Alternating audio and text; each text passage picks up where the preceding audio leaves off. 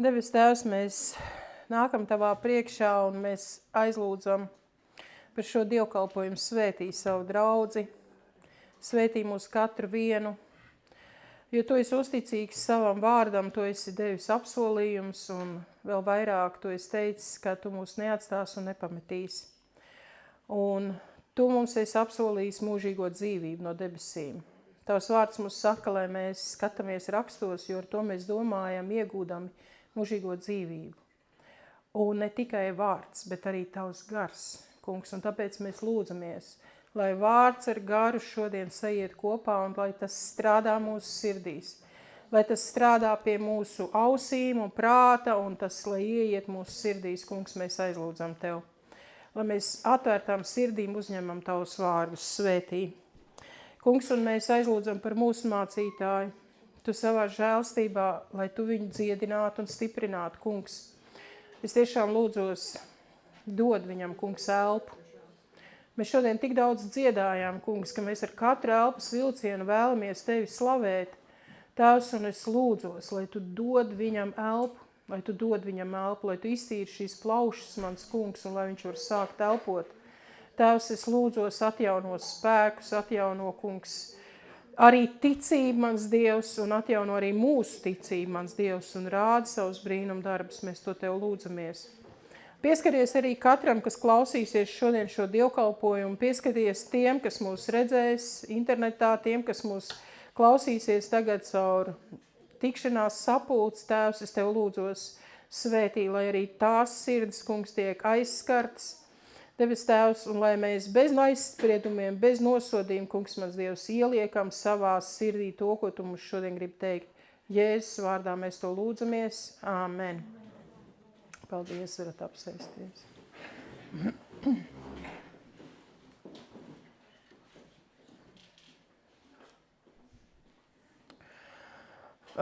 Ir droši vien kaut kādas lietas, ko mēs, tādas īpašības, var teikt, ko mēs cilvēkos vērtējam augstu.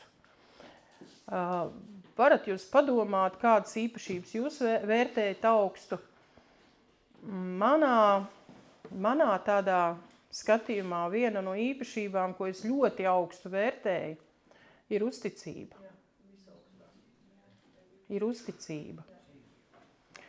Uzticība ir svarīga lieta mūsu dzīvē. Un droši vien, ka jūs iedomājaties tagad brīžus, kad jūs piedzīvojāt uzticību un piedzīvojāt arī neuzticību, vai ne?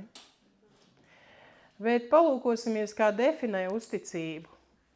Un no Tēzauras vārnīcas ir rakstīts, ka uzticība ir īpašība, kas piemīt dzīvai būtnei, vai kuru mēs piedēvējam kādai lietai, vai kaut kādam sociumam, apvienībai un tā tālāk, kaut kādai vidē, ja mēs varam uzticēties. Bet kas tad ir uzticība? Uzticība ir tāda vispārināta īpašība. Un tā ir pārliecība par labvēlīgu, godīgu attieksmi, rīcību pret sevi un paļāvību un ticību. Tā kā uzticība ir ļoti plašs tāds jēdziens, ja? Un pirmkārt jau mēs saprotam, ka ja mēs uzticamies kādam, mēs sagaidām arī pretī to pašu. Un interesanti ir tas, ka uzticība nav rakstura īpašība. Ja, rakstura īpašības mums visāds var būt, ja, bet tā nav rakstura īpašība. Bet gan uzvedības veids, kuru mēs varam iegūt, ja ir kaut kāda motivācija. Vai ne? Piekrītat taču. Un uzticība ir brīva un apzināta izvēle. Savukārt uzticēšanās nozīmē paļāvību uz kādas personas vārda turēšanu. Un šī spēja uzticēties un šī uzticība tiek ielikta jau ļoti agrā bērnībā. Tie, kas bērnībā ir sajutuši neuzticību, viņiem ir daudz grūtāk tikt pie šīs te īpašības, ko mēs iegūstam ar laiku. Ja? Un uzticība arī ir atbildības uzņemšanās. Piemēram, kur mēs varam redzēt uzticības, piemēram, pat zvērestu. Varat iedomāties vietas, kur mēs varam redzēt uzticības zvērestu. Un, piemēram, kāds būtu dot zvērestu, būt uzticīgs komandierim, valstī, prezidents. Arī zvērē, vai ne? Tad, kad viņš stājās amatā. Tātad dažreiz uzticību zvērē, bet jaunā ģimenē uzticību apsola. Un to saprot kā tādu neatņemu mīlestības formu, jeb tādu sastāvdaļu. Ja es mīlu, es esmu uzticīgs. Un reizē tā ir tāda arī kā atbildība otra priekšā, kas paredz, ka es spēšu atteikties no kārdinājumiem ārpus manām attiecībām. Un uzticība iet roku rokā ar spēju iesaistīties kādās ilgnoturīgās attiecībās, nebaidoties, ka mēs patiesi būsim viens otram tuvi. Un uzticēšanās vispār saistās ar spēju paļauties tātad uz otru cilvēku, uz pasauli un tā. Vēl es domājot par šo jēdzienu, atcerējos tādu lietu, ka uzņēmumos, iestādēs darbiniekiem ir tāds ētikas noteikumi, jeb kodeks. Esat saskārušies ar to. Īpaši skolās, ja es pēdējā pašvaldībās ir ētikas kodeks. Varbūt vēl kaut kādās darba vietās ir, ja. Angliski viņu tur gudri sauc, es neatcerējos to vārdu, ja, bet apmēram tā doma ir tāda, ka tie darbinieki zina, kas tur notiek tajā iekšā, tajā uzņēmumā, kā tas viss notiek, bet bez tām visām citām lietām tādos noteikumos no darbiniekiem sagaidām, ka tie ir uzticīgi pirmkārt ētiskos jautājumos, ir izrādījuši lojalitāti, māk paturēt lietas pie sevis, nevis visiem pa labi, pa kreisi stāsta, kas nebūtu jāizpauž. Izturās ētiski pret citiem darbiniekiem, jeb uzticami pret citiem darbiniekiem. Paši ir uzticami strādnieki un izrāda cieņu, neaprunā, darbos parāda savu ētisko, jeb uzticamu uzvedību. Un uzticamība tātad vārdos, darbos, izturēšanās arī ārpus darba vietas. Ok, darbā es tur tāds, ja, lojāls un tā, bet ko es daru ārpus darba vietas? Arī tas ētikas kodeks nosaka, ko es daru ārpusē. Ne tikai tur, kur es visi man redz. Ģimenē, sabiedrībā, pasaulē. Kā es izturos pret savu uzņēmumu? Kurā es strādāju? Ētika ir jāsaglabā visur. Un tu esi konkrētas darba vietas strādnieks. Un ja tev ir kaut kas, ko sūdzēties, tad tu to arī dari saskaņā ar šiem noteikumiem. Izrādi cieņu. Un es patiešām tāds, kas māk runāt taisnību, neapvainojot, neizplatot baumas un tenkas. Un pārnesam šo visu arī uz draudzi. Varētu teikt, ka mēs arī esam šeit kā tāds uzņēmums, kurā Dievs mums ir pieņēmis strādāt. Cik mēs esam ētiski, cik mēs esam uzticīgi, cik mēs esam lojāli tur, kur tevi neredz citi. Ģimenē, citās vietās. Kā tu runā, ko tu saki, kas ir tavā sirdī un ko tu dod ārā. Un pretēji īpašība tam visam kopumā ir neusticība. Bet šo negatīvo, šīs īpašības pusi atstāsim vienkārši salīdzināsim. Mēs runāsim par uzticību šodien. Un kad mēs runāsim par uzticību, es jūs aicinu izvērtējam sevi, cik daudz mēs katrs esam uzticīgi un vai mums var uzticēties un kā uz mums šajā ziņā raudzītos tas kungs. Un es gribu sākt ar fragmentu no Dieva kalpa Mūzus dziesmas, kas ir pierakstītā 5. Mūzus 32. nodaļā. Un šis vārds runā par Dievu. Un ir interesanti tas, ka 32. nodaļā Mūzus jau zinot, ka Dievs viņu ņems pie sevis, šo saka visai tautai. Uzklausiet debesis un ļauj man runāt, un zeme, lai dzird manas mutes vārdus. Līsti lejup kā lietus mana mācība, un pili kā rasa mana valoda, kā lietus uz zaļumu un lāses uz zāli. Jo es slavēšu tā kunga vārdu, dodiet godu mūsu Dievam, jo viņš ir klinskalns un pilnīgs ir viņa darbs, jo visi viņa ceļi ir tiesa. Dievs ir uzticams un bez viltus. Viņš ir taisns un patiess. Un šie Dieva vārdi turpinās, Dieva vīra vārdi turpinās ar aprakstu, kāpēc Dievs tas kungs ir uzticams, bet Izraels nav bijis uzticams. Un kā mēs tikko runājām, tātad uzticība nozīmē, kad es varu uz kādu paļauties. Ja? Un es sagaidu, ka viņš tāpat man atpakaļ. Tātad, kas ir Dievs? Viņš ir klinskalns, un pilnīgs ir viņa darbs, un visi viņa ceļi ir tiesa, ir taisnība, un Dievs ir uzticams un bez viltus. Un viņš ir taisns un patiess. Tātad pie šī 4. panta, kāds tad Dievs ir savā uzticībā? Pirmkārt, viņš ir klinskalns. Dāvids slavē to kungu 27. psalmā 5:6. Jo viņš mani apslēpi savā mājoklī ļaunā dienā. Paklausties, ļaunā dienā. Un viņš mani sargā savus telts pavēnī un ceļ mani augstu uz klints kalna. Tā mana galva būs pacelta. Ienaidniekiem redzot, es būšu altāra tūmā un nesīšu upurus ar gavilēm, dziedādams un spēlēdams tam kungam. Kungs uzticams ļaunā dienā. Viņš mani pasargā savus telts pavēnī un ceļ mani augstu uz klints kalna. Kungs ir klints un nozīmē, ka tu viņa tuvumā esi, tu esi pasargāts. Klints, par kuru runā šeit Dāvids, ir klints, uz kura celta ir šis Dieva nams, tas templis. Jeruzālemē klints, templis bija uz klints.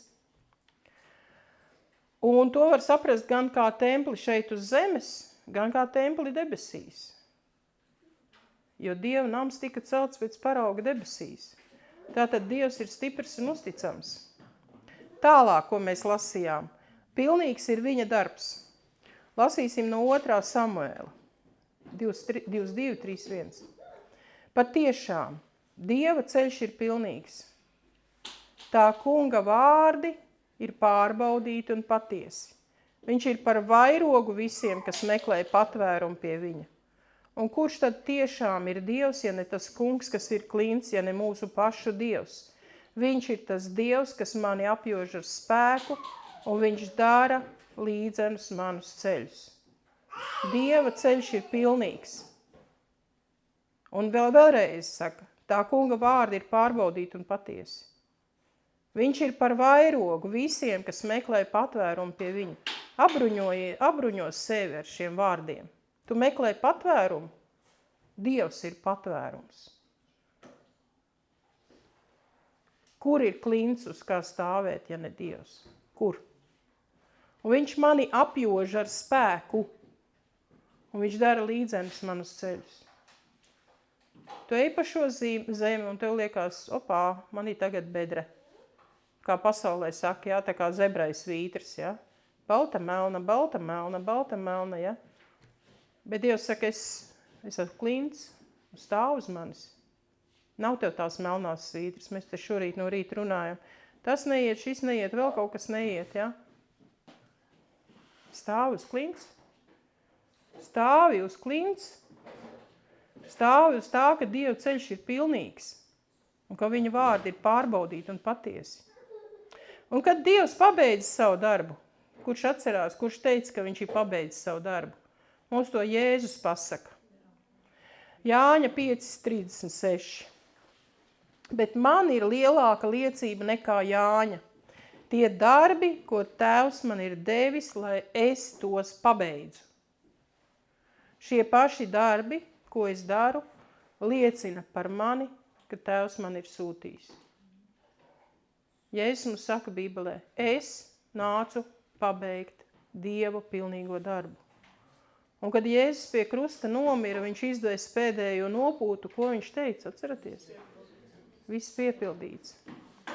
Patiesi Dievs ir piepildījis savu darbu, un viņa darbs ir pilnīgs un pabeigts. Ko mēs šeit varam atzīt? Ka Dievs ir uzticīgs līdz nāvei. Dievs ir uzticīgs līdz nāvei. Mēs esam par to kādreiz domājuši, ka Dievs savā žēlastībā ir bijis uzticīgs līdz nāvei. Un visi viņa ceļi ir patiesi. Pāvils apustulis apliecina romiešiem 3:4. Nebūt ne, jo Dievs ir patiess, bet tik viens cilvēks ir melkulis, gluži kā ir rakstīts, lai tev būtu taisnība tavos vārdos un tu uzvarētu, kad ar tevi iet tiesā. Un mēs zinām, ka pasaulē daudz saka, kur tad ir Dievs, kur tad... Un apvaino Dievu neusticībā. Bet Pāvils saka, Dievs ir patiess. Bet tik viens cilvēks, kurš atver savu muti un saka, ka Dievs ir nepatiess, ir melkūs. Jo ja tu iesi tiesā ar Dievu, tu nepastāvēsi. Kā jau iepriekš es teicu, par uzticību viņu var zvērēt. Bet kam tad tu labprāt zvērētu tu uzticību? Vai kādam, kas ir neusticams? Kādam, kurš tev visnegaidītākajā brīdī varētu pievilt? Es domāju, ka nē.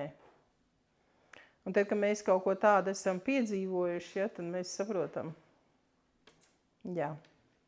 Uzticību mēs labprāt zvērētu tikai un vienīgi tādai personai, kas mūs nepievils, neapmānīs, neiegāzīs un būs atbalsts tanī brīdī, kad mums būs jātur zvērests. Un kas ir interesanti, brīžam zvērot būt uzticīgi, mēs galīgi neaizdomājamies, cik tad mēs būsim uzticīgi no savas puses. Jo man liekas, ka mēs tā ar muti varam daudz ko apliecināt, bet tad, kad pienāk fakts, ka tev tas ir jādara, paskatīsimies uz vecās derības piemēru. Visi, es domāju, ir dzirdējuši, ka bija tāds pravietis Jeremija, kurš nav dzirdējis. Visi droši vien ir dzirdējuši. Un interesanti, ka viņš Dievam tika aicināts kalpot jau no pašām jaunības dienām. Mēs pat vienu dziesmu dziedam, jā, tur tāda. Un ziniet, viņš dzīvo ļoti sarežģītā laikā. Mēs te šorīt ar Arni pārmījām pāris vārdus, ja viņš saka, es darbu negribās iet, ka sāk domāt, jā. Bet iedomājieties to Jeremijas laiku. Mēs varētu teikt, ka mēs tā kā salīdzinām. Šodien ar valsts pastāvēšanu bija apdraudēta. Viņiem ienaidnieks elpoja sejā, burtiski. Un karavadoņi gāja pie pravieša uzzināt Dievu vadību. Un teica, ka visa tauta lieli un mazi nāca pie pravieša Jeremijas. Ko viņi gribēja? Viņi gribēja, lai tas kungs viņiem rādītu ceļu. Jeremija 42. nodaļa. Fragmentāri mēs tur iesim cauri, paklausīsimies.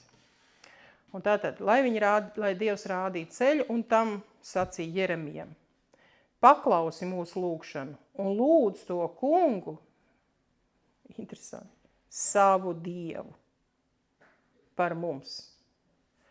Kas mēs esam atlikuši no daudziem tikai niecīgs mazums, kā pats redzi. Lai tas kungs, tavs Dievs, mums rādītu ceļu, pa kuru mums jāstaigā, un tos noteikumus, kas mums jāpilda. Izklausās super. Beidzot, jā. Beidzot. Lieli un mazi karavadoņi un vadoņi nāk, un tagad lūdz Dievu par mums, mēs esam daži tikai, lai Dievs mums parāda ceļu. Jo visa tauta, kas līdz krīzes situācijai domāja pilnīgi pretēji tam, ko Dievs runāja caur Jeremiju, pēkšņi nāk un jautā, lai Dievs mums rāda ceļu, mēs viņu klausīsim, pildīsim tos noteikumus, kas jāpilda. Un tagad pārnesamies šodienā. Kurā brīdī tu atrodies? Vai tavs ienaidnieks ar tevi reāli elpo sejā? Nu, varbūt ne tik tieši, kā tas bija Izrēlam, burtiski aiz sienām stāvēja. burtiski aiz sienas stāvēji. Bet dzīves situācijās ir tev izaicinājumi, problēmas, grēks tev klauvē pie tavām durvīm, var teikt, ka raugās velns uz tevi un saka, nu, parādi, cik tu uzticams esi savam solījumam kalpot Dievam ar tīru sirdsapziņu. Parādi. Varbūt arī ir citādi. Tu esi uzņēmies savu kalpošanu draudzē, vai arī tev Dievs 3 reizes un 5 reizes saka, nāc un kalpo. Bet tu izvēlies, paga, ne tagad. Tev no vienas puses ir ērti, viegli, ir dīvāns, uz kura pēc darba pagulēt, un, vai ne? Pasērfot, vai telefonā, vai datorā, vai vienkārši ņemsim. Tu esi vienkārši draudzē. No tevis neko daudz neprasa. Sargā sevi neaptraipītu, mācies, lasi, apmeklē dievkalpojumus. Tomēr tu izvēlies nepasargāt sevi, atļaujies krist kaut kādās acu kārībās, dzīves, kaut kādā košumā, lepnībā un slinkumā.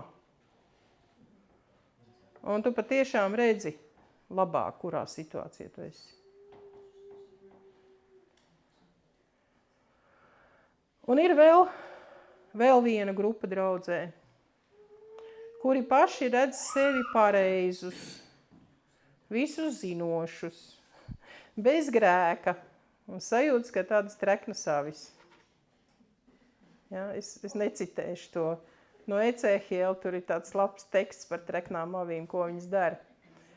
Vārdu lasām, lūdzam, dievkalpojumus apmeklējam, ja vajag, varam citam aizrādīt, aprunāt, nosodīt un savu mēli pašaudīt par kādu.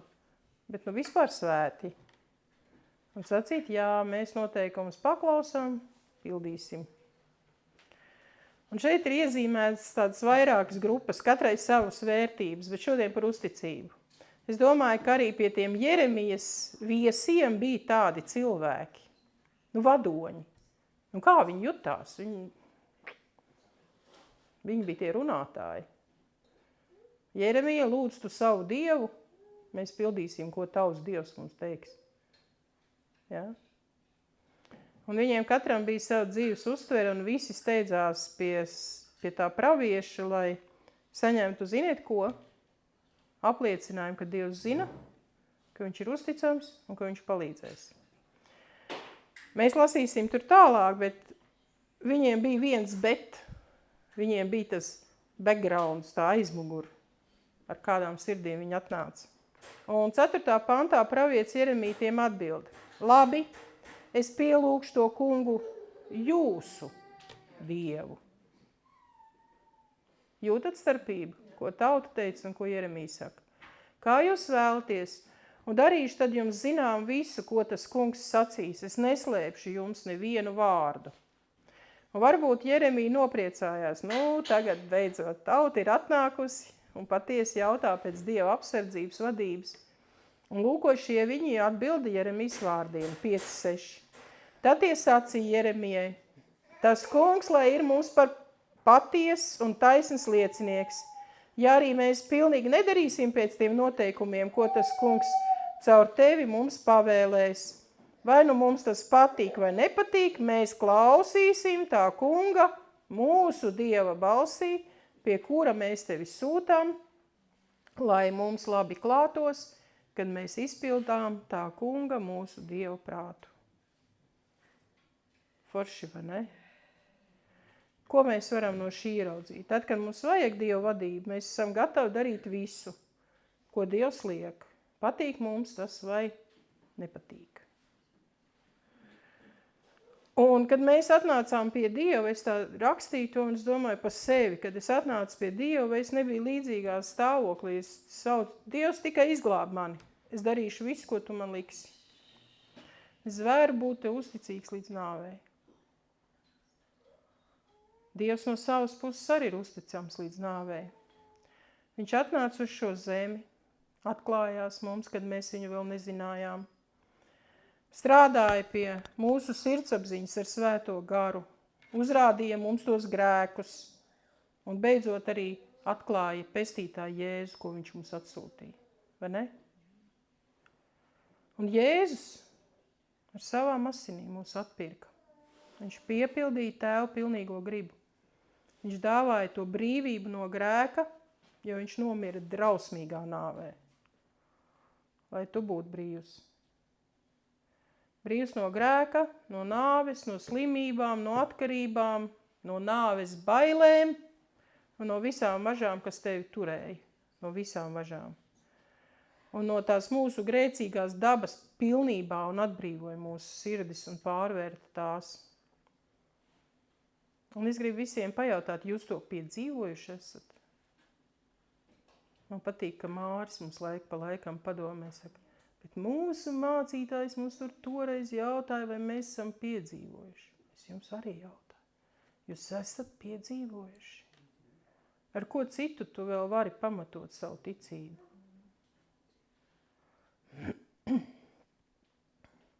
Bet tagad tev jādzīvo no savas puses uzticīgi Dievam. Jāpilda tas, ko Jēzus kā bausli tev ir atvēlējis. Mīli Dievu savu to kungu no visas savas sirds, no visas savas spēka, no visas sava prāta, no dvēseles un savu tuvāko kā sevi pašu. Vienkārši uzticīgi. Bet, ziniet, Jeremija nesteidzās gavilēt un nepaziņoja tautai. Oho, Dievs jūs tūliņās atbrīvos. Jeremija gaidīja uz tā kunga vārdu. Un rakstīts, ka viņš gaidīja 10 dienas. Es domāju, ka tas stāvoklis, ka tev ir reāli jāgaida dienu vai 2, kur nu vēl nedēļu vai 10 dienas, jā.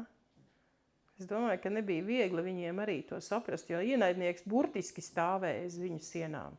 Burtiski. Un vārds atnāca. 9.12 tālāk. Jeremija tiem sacīja. Tā saka tas kungs Izraēla Dievs, pie kura jūs mani sūtījāt nest jūsu sirsnīgo lūgšanu viņa vaiga priekšā. Ja jūs paliksiet šinī zemē, tad es celšu jūsu dzīvi un to nenopostīšu. Es jūs dēstīšu un nenoplūkšu. Es nožēloju, ka man bija jums jāsūta nelaime. Nebīstieties no Bābeles ķēniņa, no kur jums tagad bail. Nebīstieties no viņa, saka tas kungs, jo es esmu ar jums, lai jums palīdzētu un jūs izglābt no viņa rokas. Es došu jums iespēju atrast žēlastību viņa priekšā, lai viņš ir līdzcietīgs pret jums un atļauj jums dzīvot savā dzimtajā zemē. Dievs iedrošina, viņš saka, nebīstaties, jūs atradīsiet labvēlību jūs ienaidnieku acīs. Viņš nesaka, ka viņš viņus aizdzīs, bet viņš saka, ka jūs atradīsiet labvēlību. Bet tomēr tautas bailes bija lielākas. Bailes bija lielākas. Tauta ar muti teica, ko viņa teica? Mēs klausīsim, vai kas arī būtu, ja? Kāda atbilde būtu, bet sirdī viņi teica, mēs labāk gribam bēgt uz Ēģipti. Jo tur nebūs kas, tur nebūs tauris, kara tauras, un tur mēs nebūsim badā, un tur nebūs mēris, un mēs tur būs forši, nebūs karš. Un Dievs redz arī mūsu sirds, tieši tāpat kā viņš redzēja Izraēla bērnu sirds tanī. Un viņš saka, paklausi man, paliec uzticīgs šī zemē. Un tālāk mēs lasām no 20. līdz 21. pantam. Pat paši pievildami savas dvēseles, jūs esat stākuši staigāt pa maldu ceļiem. Jo jūs taču mani sūtījāt pie tā kunga jūsu Dievu sacīdam, aizlūdz par mums tā kunga mūsu Dievu priekšā. Un tieši tā, kā tas kungs mūsu Dievs būs pavēlējis, tā paziņo viņa lēmumu mums, lai mēs tad arī tā darām. To es jums šodien pasludināju, bet jūs negribat klausīt tā kunga savu Dievu balsī. Jūs noraidat visu, ko viņš jums liek sacīt. Un tieši tā kā Dievs teica, tā arī notika. Tā tauta bēg uz Ēģipti. Nepalika savā zemē un Ēģiptē piedzīvoja kaunu, apsmieklu, pazušanu, zobenu un mēri. Badu. Un diemžēl viņi arī to Jeremiju parāda līdzi.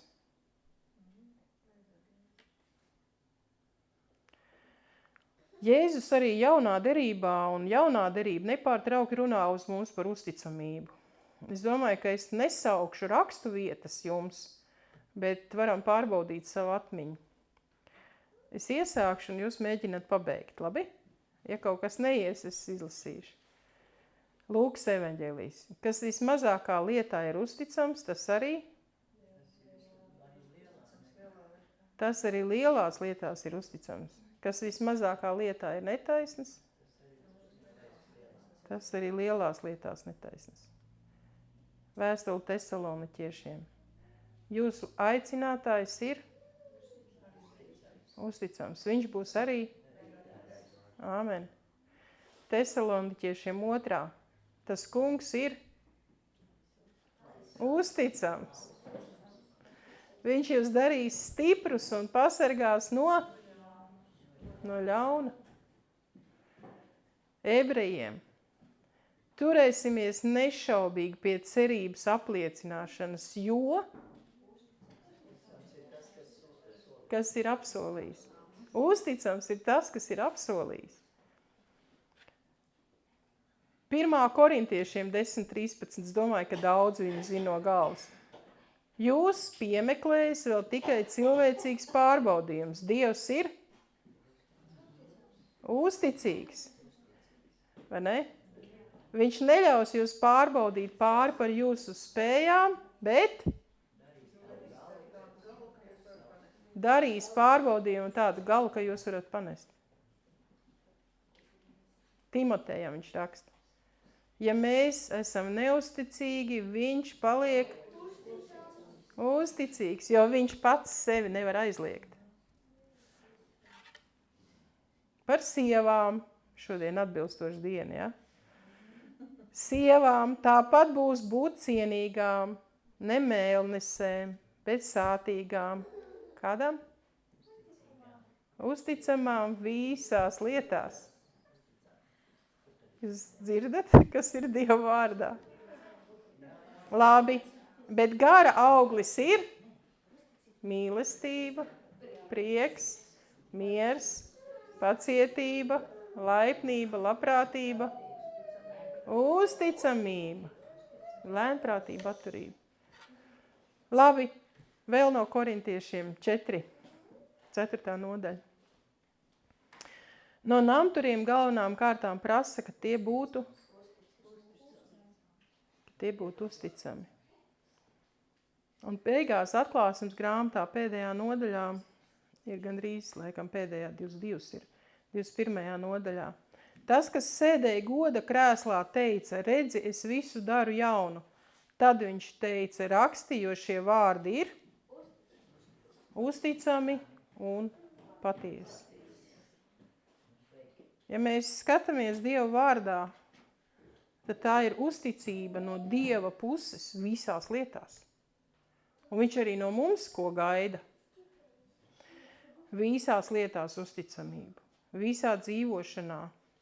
Un nākamajā reizē, brāli, kad tev kāds aicina nāc kalpot, pārbaudi savu sirdi.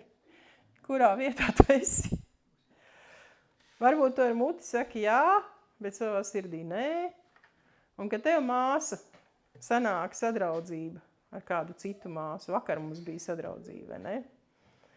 Un tu atver savu muti, padomā, vai tie vārdi, kas nāk no tavas mutes, apliecina tavu uzticamību. Varbūt mājās, kad bērniem sanāk liecināt, tu atver savu muti un saki, mēs jau to paši saviem spēkiem esam visu izdarījuši. Ja?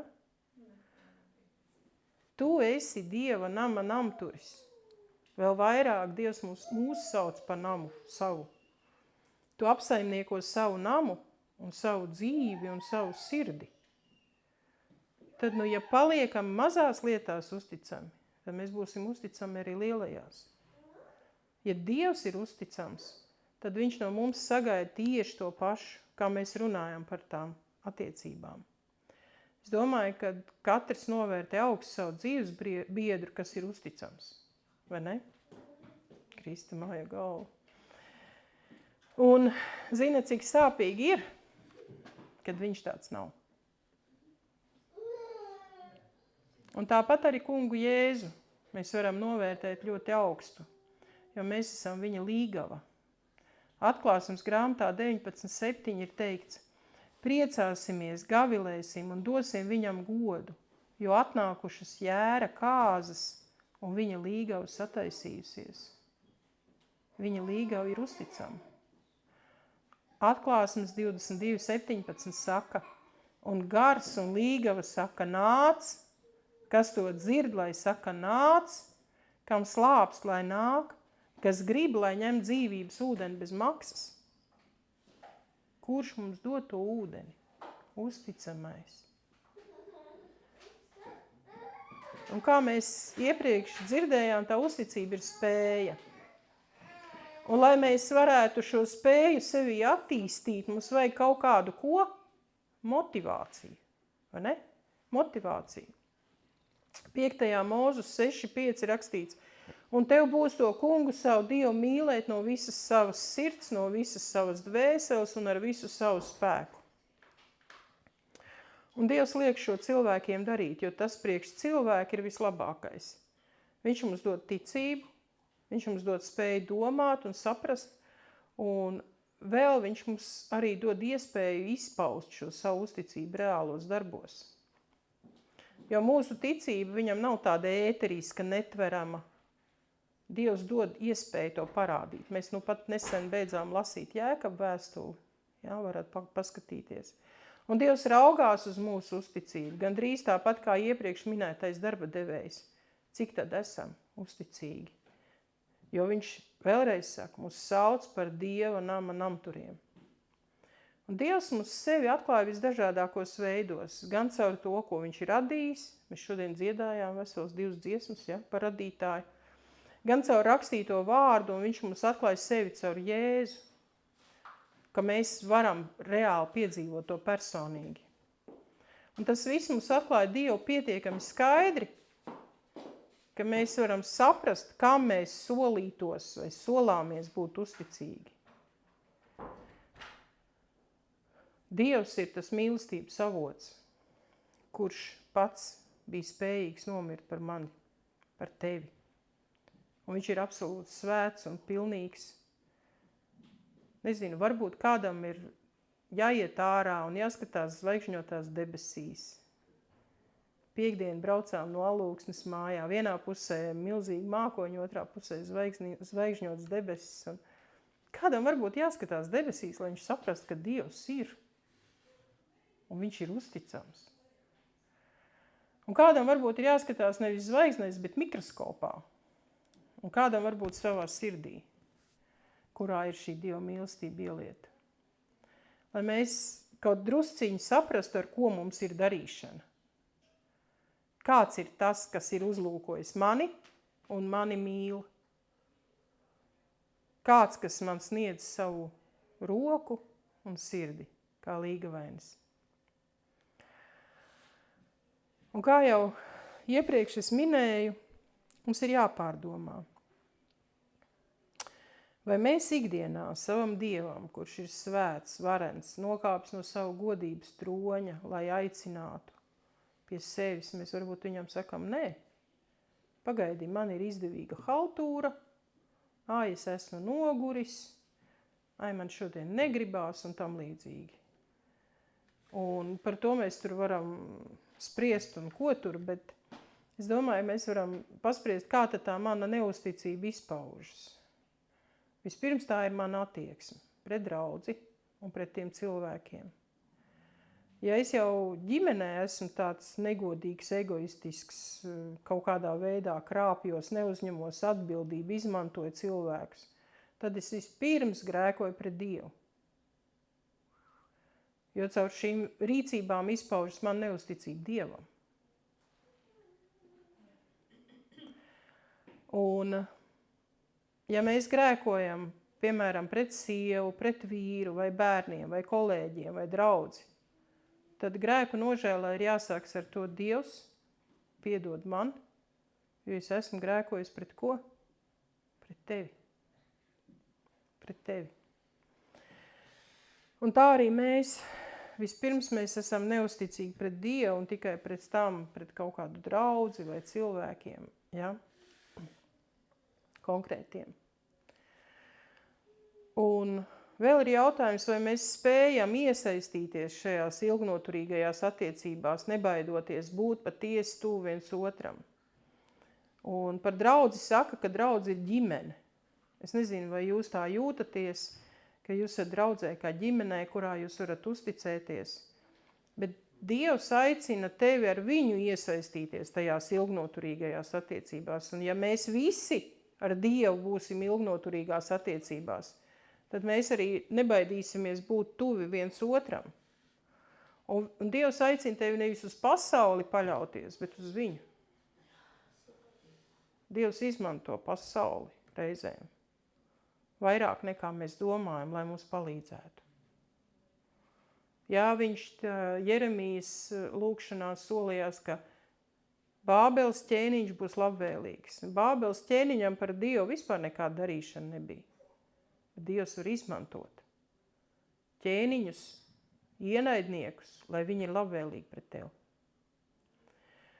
Un mēs varam droši paļauties uz Dievu, jo viņš nav, tā kā ir rakstīts, kurš paļausies uz cilvēku, tas sadurs savu roku kā ar nolaustu niedri, ja? Es varu iedomāt, kad viņš izdurās cauri.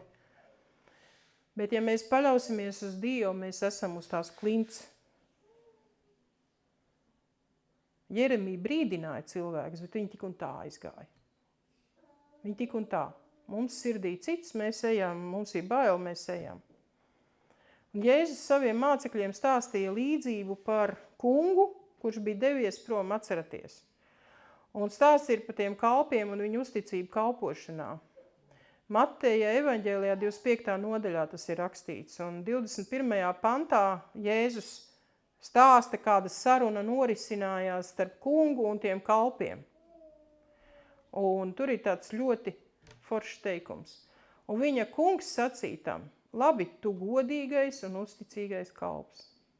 Tu esi bijis uzticīgs par mazumu, es tevi iecelšu par daudzumu. Ieej sava kunga priekā. Un viņš to saka arī otram kalpam, kuram bija vēl mazāk uzticēts, bet kurš arī uzticīgi strādāja.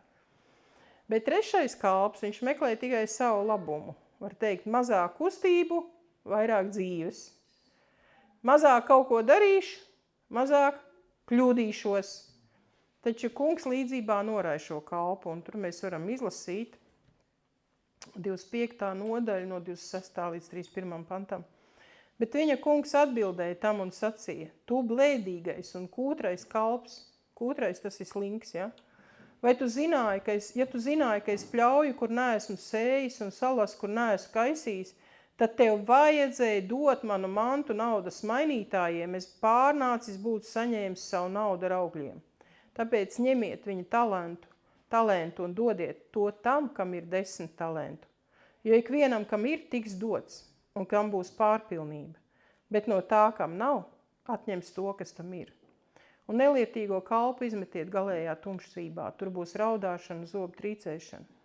Bet, kad cilvēka dēls nāks savā godībā, un visi eņģeļi līdz ar viņu, tad viņš sēdēs uz savu godības krēslu. Un te viņš to līdzību pārnes uz visiem cilvēkiem.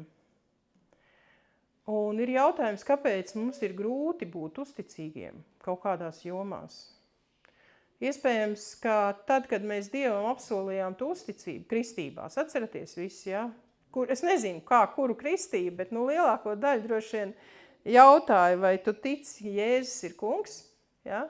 Droši vien lielākai daļai. Kāds vēl nav ūdens kristībā piedalījies, bet kāds ir. Un otra lieta, vai tu apsolies? Ja? Kalpot Dievam ar tīru sirdsapziņu. Un es pieļauju, un es domāju arī jūs pieļaujat, ka kāds varbūt domāja, ka tad, kad es nokristīšos, man tas būs izdevīgi. Ka es apsolīšos Dievam un viss dzīvē ies tā, kā smērēts. Vai ne? Taču mums jāsaprot, ka starp to uzticības solīšanu un reālo uzticību Tas nav viens un tas pats, tas ir kā no zemes līdz kaut kādām zvaigznājiem, ja, tas attālums liels. Bet tā doma, ka man tas ir izdevīgi, tas noved pie tā, ka tad, kad viss neiet tik gludi, kā mēs sākumā bijām iedomājušies, mēs domājam, ka Dieva apsolījums nedarbojas. Mēs domājam, Dievs nestrādā.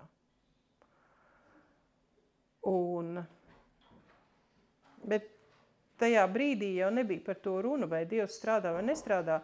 Viņš jau ir izdarījis visu, kas tev ir vajadzīgs. Viņš jau ir piepildījis visu, kas tev ir vajadzīgs. Runa bija par to, vai tu būsi uzticīgs Dievam. Vai tu būsi uzticīgs Dieva vārdam, nevis par tavu bezrūpīgo dzīvi. Un tātad vēlreiz par motivāciju. Ja es tomēr domāju, tā mana motivācija bija, kad es solījos Dievam, ka man būs labāk, ērtāk un veiksmīgāk dzīve, tad varbūt mums vajag to nožēlot Dievu priekšā. Un lai Dievs dod mums ieraudzīt šo uzticības vērtību, kura parādīsies, kad tu ieiesi savu kunga priekā, kā mēs lasījām līdzībā. Lai Dievs dod mums šo prieku par to, ka viņš mums dod iespēju dzīvot svētu dzīvi, kas ir saskaņā ar Dievu vārdu. Lai Dievs dod prieku jau par to vien, ka es varu viņam būt uzticīgs un ka es nepārdodu šo uzticību kā Jūda par 30 sudraba grašiem. Īslaicīgu prieku vai kaut kādu mantisku labumu. Lai Dievs dod spēku, drosmi un mīlošu sirdi, kad mēs viņam kalpojam. Un es aicinu, ka mēs atjaunojam savu apsolījumu Dievam, kalpot viņam ar tīru sirdsapziņu. Vienkārši lūkšana. Kungs, piedod man. Dāvids, ziniet, viņš bija ķēniņš. Viņš bija grēkojis. 51. psalmā 12. pantā viņš raksta tā. Radi manī, ak Dievs, šķīstu sirdi un atjauno manī pastāvīgu garu. Burtiski, dari mani uzticamu līdz nāvei, lai es varu iemantot tavu dzīvības vainagu. Dari mani uzticamu. Palīdz man atšķirt patiesību no netaisnības, atsijāt tās pelavas no tiem graudiem.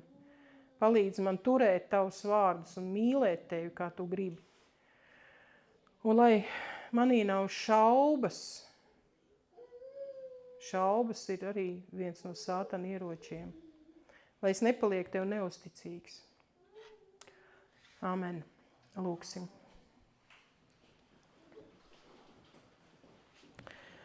Tēvs, mēs lūdzamies Jēzus vārdā, kungs, mēs tiešām lūdzamies, kungs, palīdz mums atjaunot šo solījumu tev. Kungs, mēs esam daudz redzējuši, kungs, cilvēkus, kas ir sākumā teikuši tev jā, un pēc tam ir aizgriezuši muguru un pateikuši, kungs, man tagad nav laika ar tevi te ņemties.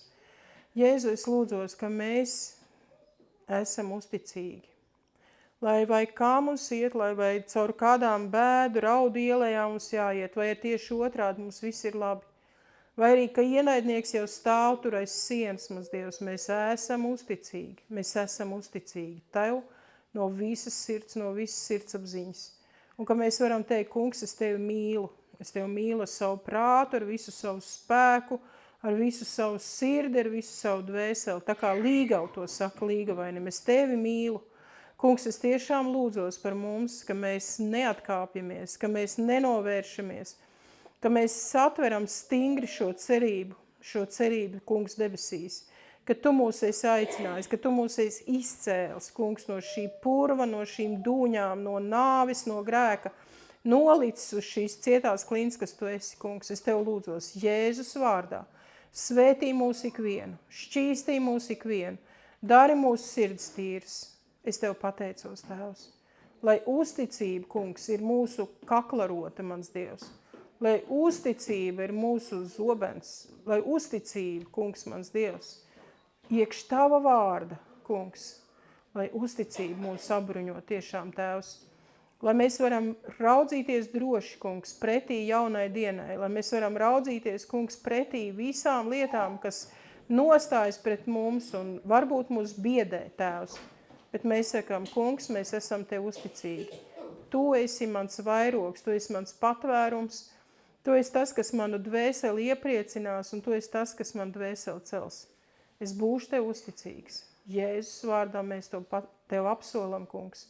Slavējam un godinām Tēvu, Dēlu un Svēto garu. Āmen.